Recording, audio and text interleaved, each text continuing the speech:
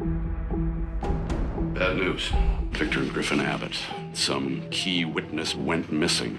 Both brothers walked this afternoon. Hey, baby. On the floor! Now! I said on the floor now! I gotta get out of here. Where are you gonna go? Hunting trip.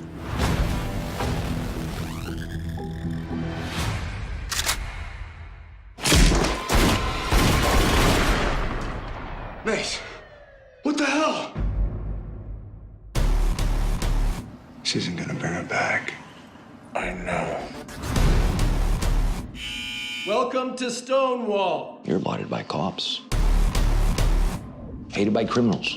You've got an appointment. Detective Danvers. Or should I say, inmate Danvers.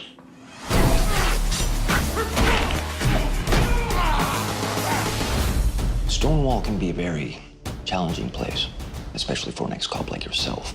This is my house. The last dead body I stood over belonged to your brother. You're a dead man.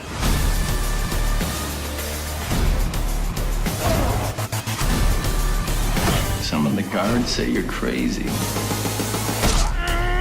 Although some of them are silently rooting for you. If it comes down to it, you pick sides. Danvers!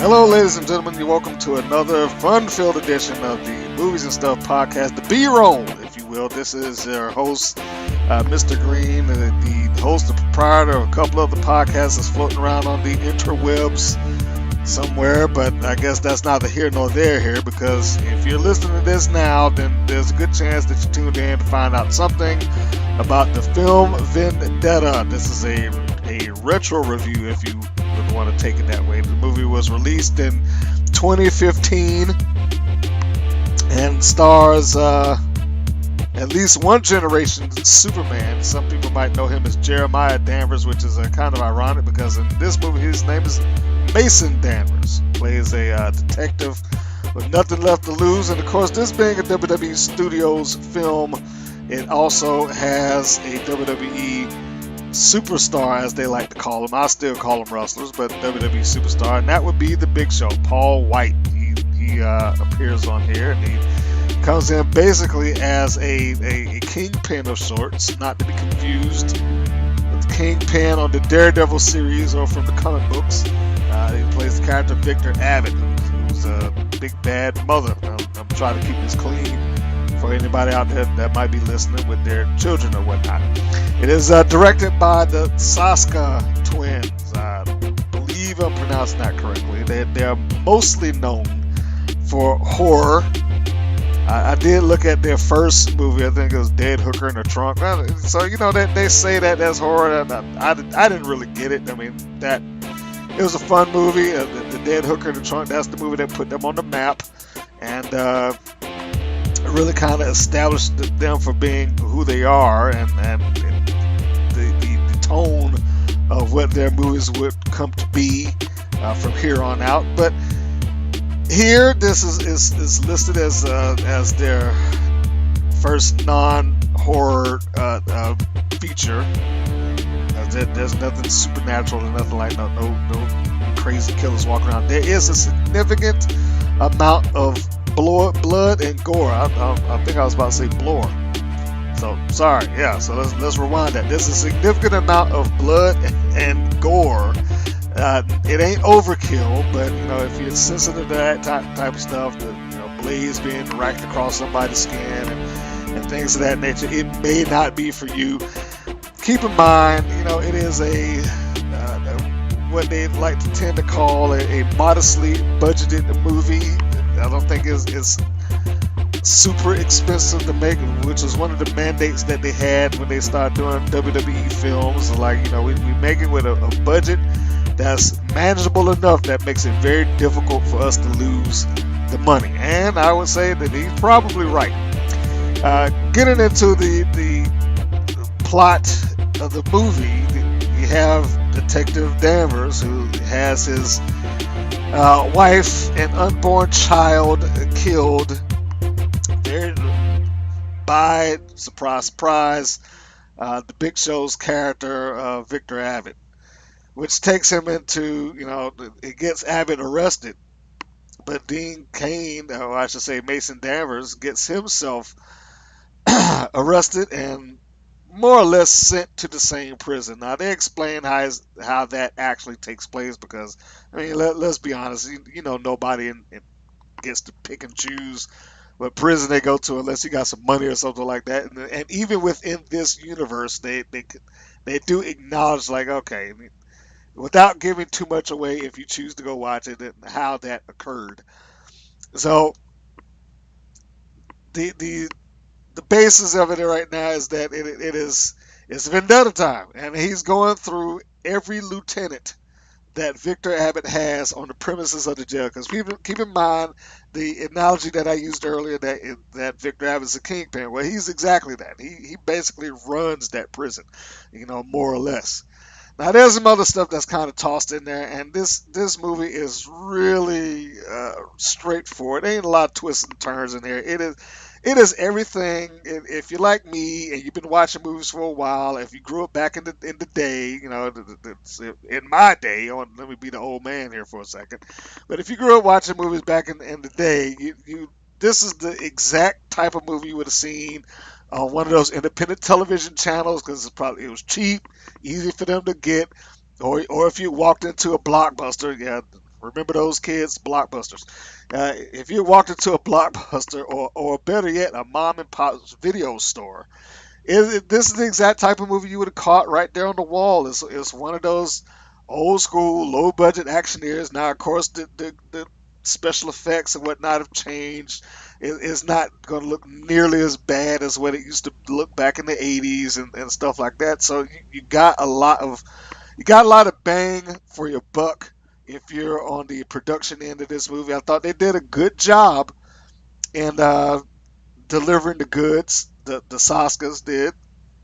Dean did a good job playing a super angry former cop, and I mean that there is no other task that he has other than to murder this dude. And by this dude, I mean Victor Abbott. So I mean he is a man on a mission, and there's not much more to it than that. If you've ever had the chance, like I just want to look at a movie and I want to worry about the twists and turns. I need something easy to follow and stuff like that. This is it. They're not trying to be smart. I mean, I could say that about a couple of other WWE movies where they tried to be smart and it just didn't quite work out. They're not trying to be smart here. They're just trying to entertain you in a very base way, and we're not going to go any further than that. And that's what they gave you, and that's what they delivered. There are going to be some points in the movie where the lower tier characters there or actors just don't have a lot to do. They're pretty much just bodies, so you can't get on them for they didn't act well enough. Well, shit, they didn't have a lot given to them, and they gave what they could give for what they were doing. There are those points where the CGI or what have you may come up and it'll look a little evident that okay, well that was some CGI, but you know what? So what? Like I said, if you walk into this movie expecting something super high budget, you're walking into the wrong thing. And the most important part about this review is that this thing is essentially free right now. It's floating around on a couple of different platforms. Tubi TV being the most predominant one that I can think of. In fact, I just finished watching it not all that long ago. So if you just looking for something to watch, if you're a cable cord cutter and you're trying to find some good stuff to look that's free, not gonna drain your wallet. For a second here, let's just assume that you don't have Kodi or any of that other stuff that allows you to look at everything under the sun. Let's just assume that you're playing by the rules, so to speak, and you're watching the movies the way they would like you to watch them, well, then Tubi, and I'll call it that because that's what they've officially kind of morphed the app into. They have that floating around on there, and it is a good watch. It'll keep you engaged. There's enough action and not a lot of low points for you to lose your interest. And again, it is it is an old school. I'm hesitant to say B movie, but that's probably the best way I can describe it.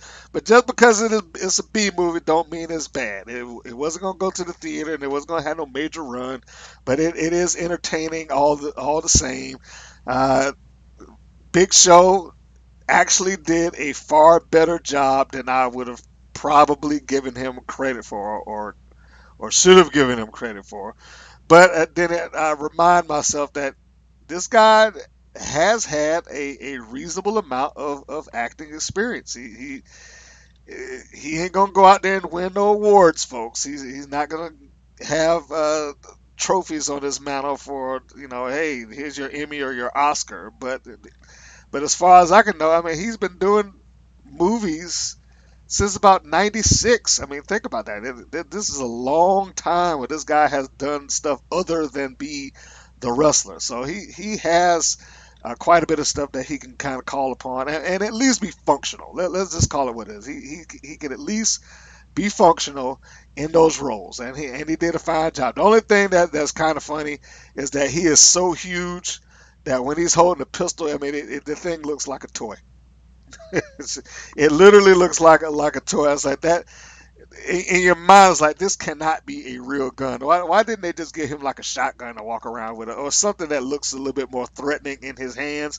And it's not that a gun isn't threatening; it just looks so tiny, while he's carrying it. So I don't know. Maybe that's just a nitpicking point for me, but I just wanted to bring that up. But anyway, there is the quick review for Vendetta. Is it worth you watching? Yes. Is it worth you going out your way to watch? Well, that's going to depend on what you feel about just a good old fashioned beat 'em up, and that's what this is. It's a good old fashioned beat 'em up. A lot of slicing and dicing, gunshots, blood, and whatnot. It could be quite entertaining for you, and it particularly, again, it's not like you got to rent the thing. If you got Tubi, or if you're trying to cut the cord or trying to get something free, just go in there, hit the button, let the thing play. It is entertaining in its own right. Much better than some of the other WWE Studios movies that I had looked at preceding. So there you have it. All right, folks, that's it. That's all I wanted to get out here and put across. Be sure, if you have seen the movie and you want to leave your opinions about Dean Cain's acting, the Saska twins or the Twisted Sisters, that's what they go by, directing prowess, or Big Show's acting ability. If you have something else that you want to add or drop down to it, please leave it in the comments below. And thank you for tuning in, and we'll catch you next show.